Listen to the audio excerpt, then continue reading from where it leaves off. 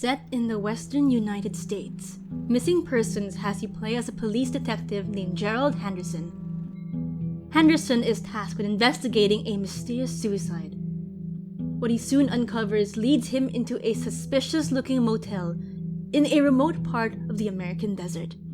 And just when it seems like the case is based around finding a potential serial killer, the undead soon become a major thorn in Henderson's investigation. While partially inspired by Resident Evil, the game relies more on investigating your surroundings and the case at hand than taking out your undead adversaries. Like most FPS titles, the player can shoot, sprint, jump, and pick up items.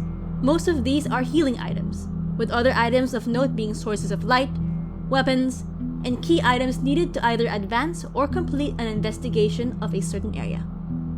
However, unlike most survival horror titles, which rely on jump scares or being overwhelmed by monsters, ghosts, and undead, Missing Persons relies on the player being alone most of the time, with few or no friendly NPCs to interact with, all the while mysterious and foreboding music plays in the background. In essence, nothing is scarier. And this holds true, as once you do encounter your first enemy, there is a huge chance that you'll feel relieved more than anything. However, the game also has a number of issues. For one, the game's frame rate can lag really badly, particularly when there are a lot of pops loaded in a certain area, such as in or near the balloon room featured in the third level. In addition, the NPCs look like mannequins rather than people.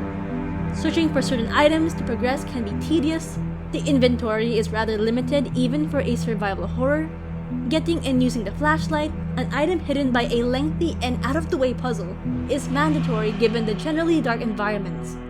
Said flashlight requiring constant battery changes, and the zombies you fight use the same sounds used by the zombies in Treyarch's Call of Duty games.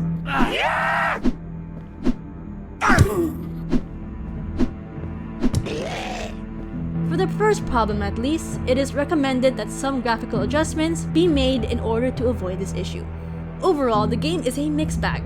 While the overall atmosphere and maps are well designed and executed, this is all hampered by the game's aforementioned poor performance on certain levels, which would turn an average or even rather good gaming experience into a somewhat frustrating and unpleasant one. That said, if you can or do get the game to run well, it can be a rather solid survival horror game, with a few cheeky shoutouts and pop culture references on the side. If you're a fan of survival horror games like Resident Evil or action-adventure games like L.A. Noire, then Missing Persons just might be worth taking a look at. What other horror or horror-themed games do you want us to try out this October? Let us know in the comments below. Till then, this is GameMate Information Station, signing off.